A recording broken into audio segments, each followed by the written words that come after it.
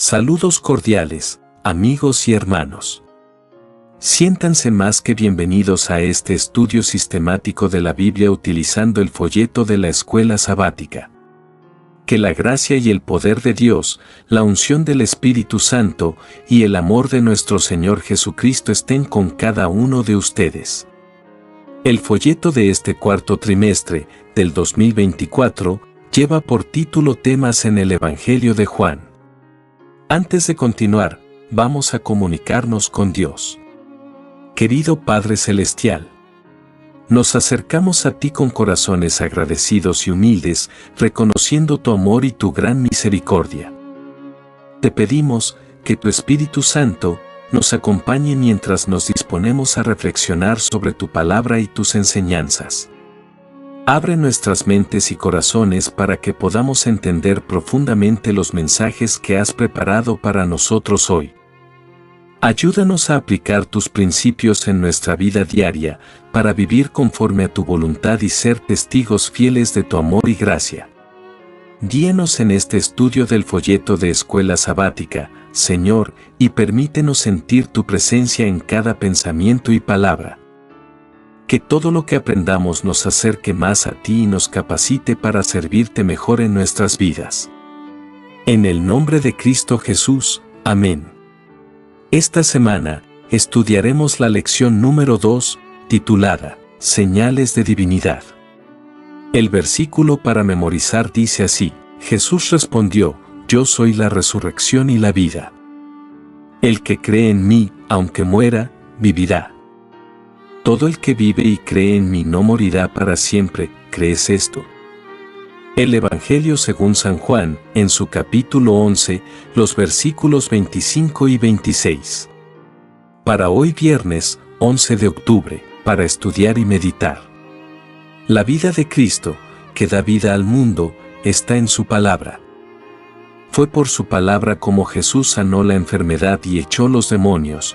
Por su palabra calmó el mar y resucitó los muertos, y la gente dio testimonio de que su palabra era con autoridad. Él hablaba la palabra de Dios, como había hablado por medio de todos los profetas y los maestros del Antiguo Testamento. Toda la Biblia es una manifestación de Cristo, y el Salvador deseaba fijar la fe de sus seguidores en la palabra.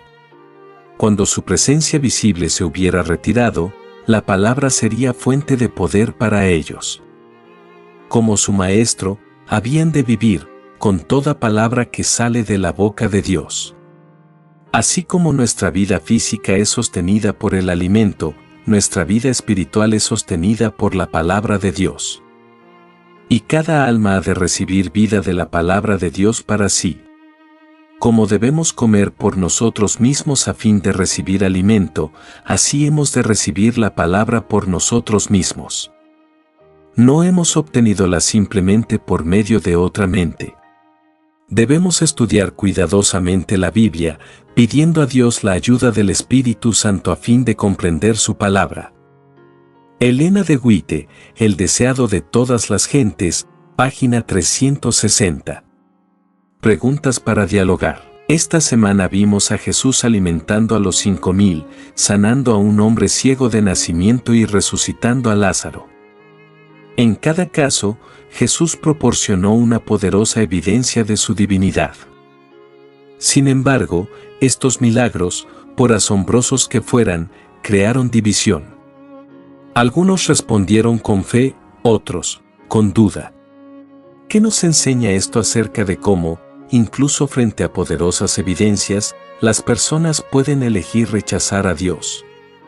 Todos estos relatos señalan a Cristo como el Hijo Divino de Dios. ¿Por qué su divinidad es tan importante para la fe en Jesús como Salvador? Vuelve a leer, 1 de Corintios, capítulo 1, los versículos 26 al 29. ¿De qué manera vemos este mismo principio en acción en el siglo XXI? 1 de Corintios, capítulo 1, los versículos 26 al 29. Dice de la manera siguiente: Considerad, pues, hermanos, vuestra vocación y ved que no hay muchos sabios según la carne, ni muchos poderosos, ni muchos nobles, sino que lo necio del mundo escogió Dios para avergonzar a los sabios, y lo débil del mundo escogió Dios para avergonzar a lo fuerte, y lo vil del mundo y lo menospreciado escogió Dios, y lo que no es, para deshacer lo que es, a fin de que nadie se jacte en su presencia. ¿Cuáles son algunas de las cosas insensatas que creen los cristianos y de las que los sabios según la carne se burlan y rechazan? ¿Qué creemos nosotros que también avergüenza a los poderosos? En estos momentos pasamos a los comentarios del espíritu de profecía referente a la lección de hoy, viernes 11 de octubre. Libro, El deseado de todas las gentes. Capítulo, Conspiraciones sacerdotales. Betania estaba tan cerca de Jerusalén que pronto llegaron a la ciudad las noticias de la resurrección de Lázaro. Por medio de los espías que habían presenciado el milagro, los dirigentes judíos fueron puestos rápidamente al tanto de los hechos. Convocaron inmediatamente una reunión del Sanedrín para decidir lo que debía hacerse.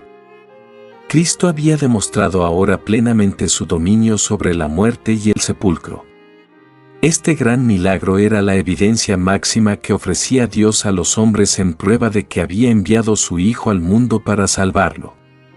Era una demostración del poder divino que bastaba para convencer a toda mente dotada de razón y conciencia iluminada.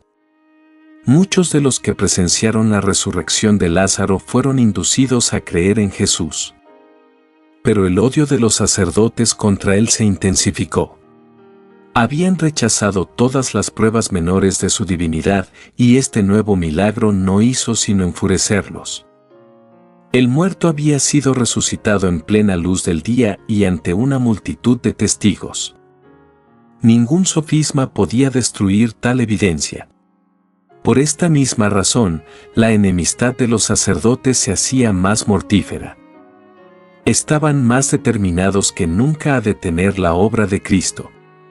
Los saduceos, aunque no estaban a favor de Cristo, no habían estado tan llenos de malicia contra él como los fariseos. Su odio no había sido tan acerbo. Pero ahora estaban cabalmente alarmados. No creían en la resurrección de los muertos. Basados en lo que llamaban falsamente ciencia, habían razonado que era imposible que un cuerpo muerto tornara a la vida. Pero mediante unas pocas palabras de Cristo, su teoría había quedado desbaratada. Se había puesto de manifiesto la ignorancia de ellos tocante a las Escrituras y el poder de Dios. Veían la imposibilidad de destruir la impresión hecha en el pueblo por este milagro. ¿Cómo podrían los hombres ser apartados de aquel que había triunfado hasta arrancar sus muertos al sepulcro? Se pusieron en circulación falsos informes, pero el milagro no podía negarse y ellos no sabían cómo contrarrestar sus efectos. Hasta entonces, los saduceos no habían alentado el plan de matar a Cristo. Pero después de la resurrección de Lázaro, creyeron que únicamente mediante su muerte podrían ser reprimidas sus intrépidas denuncias contra ellos. Los fariseos creían en la resurrección, y no podían sino ver en ese milagro una evidencia de que el Mesías estaba entre ellos. Pero siempre se habían opuesto a la obra de Cristo. Desde el principio, le habían aborrecido porque había desenmascarado sus pretensiones hipócritas. Les había quitado el manto de rigurosos ritos bajo el cual ocultaban su deformidad moral. La religión pura que él enseñaba había condenado la vacía profesión de piedad. Ansiaban vengarse de él por sus agudos reproches. Habían procurado inducirle a decir o hacer alguna cosa que les diera ocasión de condenarlo. En varias ocasiones habían intentado apedrearlo, pero él se había apartado tranquilamente y le habían perdido de vista. Todos los milagros que realizaba en sábado eran para aliviar al afligido, pero los fariseos habían procurado condenarlo como violador del sábado. Habían tratado de incitar a los herodianos contra él. Presentándoselo como procurando establecer un reino rival, consultaron con ellos en cuanto a cómo matarlo. Para excitar a los romanos contra él, se lo habían representado como tratando de subvertir su autoridad. Habían ensayado todos los recursos para impedir que influyera en el pueblo. Pero hasta entonces sus tentativas habían fracasado. Las multitudes que habían presenciado sus obras de misericordia y oído sus enseñanzas puras y santas, sabían que los suyos no eran los hechos y palabras de un violador del sábado o blasfemo. Aún los oficiales enviados por los fariseos habían sentido tanto la influencia de sus palabras que no pudieron echar mano de él. En su desesperación, los judíos habían publicado finalmente un edicto decretando que cualquiera que profesase fe en Jesús fuera expulsado de la sinagoga. Así que, cuando los sacerdotes, gobernantes y ancianos se reunieron en concilio, era firme su determinación de acallar a aquel que obraba tales maravillas que todos los hombres se admiraban. Los fariseos y los saduceos estaban más cerca de la unión que nunca. Divididos hasta entonces, se unificaron por oposición a Cristo. Nicodemo y José habían impedido en concilios anteriores la condenación de Jesús, y por esta razón no fueron convocados esta vez. Había en el concilio otros hombres influyentes que creían en Cristo, pero nada pudo su influencia contra la de los malignos fariseos. Sin embargo, los miembros del concilio no estaban todos de acuerdo. El Sanedrín no constituía entonces un cuerpo legal. Existía solo por tolerancia. Algunos de sus miembros ponían en duda la conveniencia de dar muerte a Cristo. Temían que ello provocara una insurrección entre el pueblo e indujera a los romanos a retirar a los sacerdotes los favores que hasta ahora habían disfrutado y a despojarlos del poder que todavía conservaban. Los saduceos, aunque unidos en su odio contra Cristo, se inclinaban a ser cautelosos en sus movimientos, por temor a que los romanos los privaran de su alta posición. En este concilio, convocado para planear la muerte de Cristo, estaba presente el testigo que oyó las palabras jactanciosas de Nabucodonosor, que presenció la fiesta idólatra de Belsasar, que estaba presente cuando Cristo en Nazaret se proclamó a sí mismo el ungido. Este testigo estaba ahora haciendo sentir a los gobernantes qué clase de obra estaban haciendo. Los sucesos de la vida de Cristo surgieron ante ellos con una claridad que los alarmó. Recordaron la escena del templo, cuando Jesús, entonces de 12 años, de pie ante los sabios doctores de la ley, les hacía preguntas que los asombraban. El milagro recién realizado daba testimonio de que Jesús no era sino el Hijo de Dios. Las escrituras del Antiguo Testamento concernientes al Cristo resplandecían ante su mente con su verdadero significado. Perplejos y turbados, los gobernantes preguntaron, ¿qué hacemos? Había división en el concilio. Bajo la impresión del Espíritu Santo, los sacerdotes y gobernantes no podían desterrar el sentimiento de que estaban luchando contra Dios. Mientras el concilio estaba en el colmo de la perplejidad, Caifás, el sumo sacerdote, se puso de pie. Era un hombre orgulloso y cruel, despótico e intolerante. Entre sus relaciones familiares había saduceos soberbios, atrevidos, temerarios, llenos de ambición y crueldad ocultas bajo un manto de pretendida justicia. Caifás había estudiado las profecías y aunque ignoraba su verdadero significado dijo con gran autoridad y aplomo, «Vosotros no sabéis nada, ni pensáis que nos conviene que un hombre muera por el pueblo, y no que toda la nación se pierda». Aunque Jesús sea inocente, aseguraba el sumo sacerdote, debía ser quitado del camino.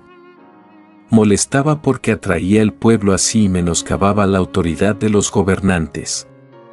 Él era uno solo, y era mejor que muriese antes de permitir que la autoridad de los gobernantes fuese debilitada. En caso de que el pueblo llegara a perder la confianza en sus gobernantes, el poder nacional sería destruido.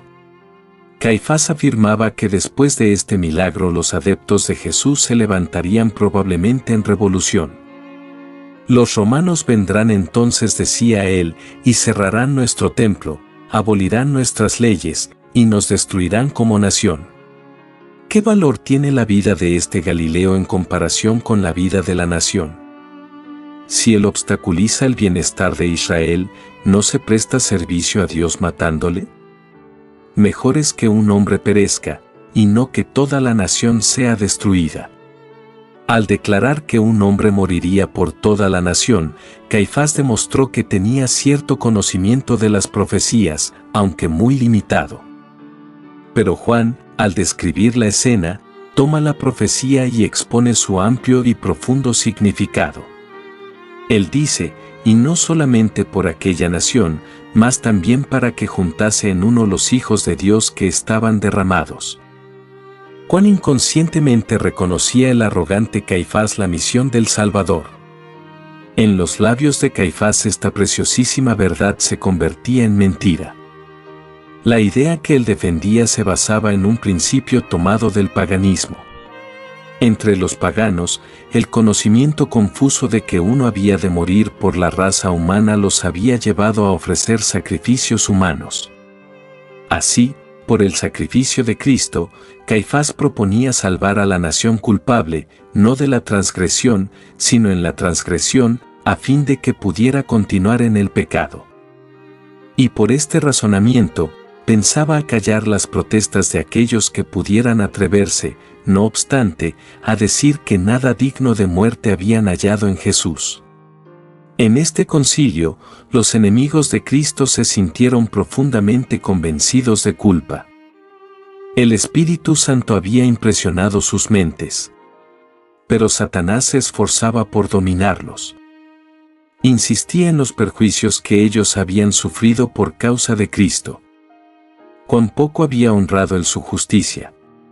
Cristo presentaba una justicia mucho mayor, que debían poseer todos los que quisieran ser hijos de Dios. Sin tomar en cuenta sus formas y ceremonias, él había animado a los pecadores a ir directamente a Dios como a un Padre misericordioso y darle a conocer sus necesidades. Así, en opinión de ellos, había hecho caso omiso de los sacerdotes. Había rehusado reconocer la teología de las escuelas rabínicas. Había desenmascarado las malas prácticas de los sacerdotes y había dañado irreparablemente su influencia. Había menoscabado el efecto de sus máximas y tradiciones, declarando que, aunque hacían cumplir estrictamente la ley ritual, invalidaban la ley de Dios. Satanás les traía ahora todo esto a la memoria. Les insinuó que a fin de mantener su autoridad debían dar muerte a Jesús. Ellos siguieron este consejo. El hecho de que pudieran perder el poder que entonces ejercían era suficiente razón, pensaban, para que llegasen a alguna decisión. Con excepción de algunos miembros que no osaron expresar sus convicciones, el Sanedrín recibió las palabras de Caifás como palabras de Dios. El concilio sintió alivio, cesó la discordia. Decidieron dar muerte a Cristo en la primera oportunidad favorable. Al rechazar la prueba de la divinidad de Jesús, estos sacerdotes y gobernantes se habían encerrado a sí mismos en tinieblas impenetrables. Se habían puesto enteramente bajo el dominio de Satanás para ser arrastrados por él al mismo abismo de la ruina eterna. Sin embargo, estaban tan engañados que estaban contentos consigo mismos. Se consideraban patriotas que procuraban la salvación de la nación. Con todo, el Sanedrín temía tomar medidas imprudentes contra Jesús, no fuese que el pueblo llegara a exasperarse y la violencia tramada contra él cayera sobre ellos mismos. En vista de esto, el concilio postergó la ejecución de la sentencia que había pronunciado. El Salvador comprendía las conspiraciones de los sacerdotes. Sabía que ansiaban eliminarle y que su propósito se cumpliría pronto. Pero no le incumbía a él precipitar la crisis y se retiró de esa región llevando consigo a los discípulos. Así, mediante su ejemplo, Jesús recalcó de nuevo la instrucción que les había dado: mas cuando os persiguieren en esta ciudad, huid a la otra. Había un amplio campo en el cual trabajar por la salvación de las almas, y a menos que la lealtad a Él lo requiriera, los siervos del Señor no debían poner en peligro su vida. Jesús había consagrado ahora al mundo 3 años de labor pública. Ante el mundo estaba su ejemplo de abnegación y desinteresada benevolencia. Su vida de pureza, sufrimiento y devoción era conocida por todos. Sin embargo, solo durante ese corto periodo de 3 años pudo el mundo soportar la presencia de su Redentor. Su vida fue una vida sujeta a persecuciones e insultos. Arrojado de Belén por un rey celoso, rechazado por su propio pueblo en Nazaret, condenado a muerte sin causa en Jerusalén, Jesús, con sus pocos discípulos fieles, halló temporariamente refugio en una ciudad extranjera.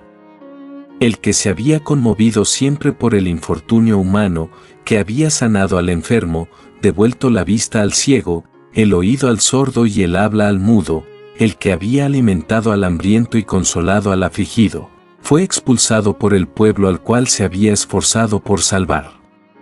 El que anduvo sobre las agitadas olas y con una palabra acalló su rugiente furia, el que echaba fuera demonios que al salir reconocían que era el Hijo de Dios, el que interrumpió el sueño de la muerte, el que sostuvo a miles pendientes de sus palabras de sabiduría, no podía alcanzar el corazón de aquellos que estaban cegados por el prejuicio y el odio y rechazaban tercamente la luz.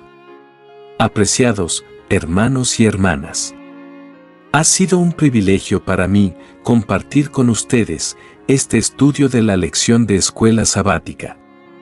Espero que las enseñanzas de hoy fortalezcan nuestra fe y nos inspiren a vivir conforme a la voluntad de Dios. Que la gracia de nuestro Señor Jesucristo, el amor de Dios y la comunión del Espíritu Santo estén con todos nosotros ahora y siempre. Antes de terminar, vamos a comunicarnos con Dios a través de la oración. Amante Padre Celestial, te agradecemos por este tiempo de reflexión y por la sabiduría que has compartido con nosotros a través de tu palabra. Te pedimos que las enseñanzas y los mensajes que hemos explorado permanezcan en nuestros corazones y mentes, ayudándonos a vivir de acuerdo con tu voluntad. Fortalece nuestra fe y nuestra determinación para seguir tus caminos y ser testigos fieles de tu amor en el mundo. Danos la fuerza y el coraje para aplicar lo aprendido en nuestra vida diaria y para compartir tu verdad con aquellos que nos rodean. Que todo lo que hagamos refleje tu amor y tu gracia. Nos despedimos de ti, pero jamás de tu presencia, confiando en tu guía continua y en tu cuidado. En el nombre de Jesús, nuestro Salvador. Amén. Que Dios les bendiga y guarde todos tus caminos.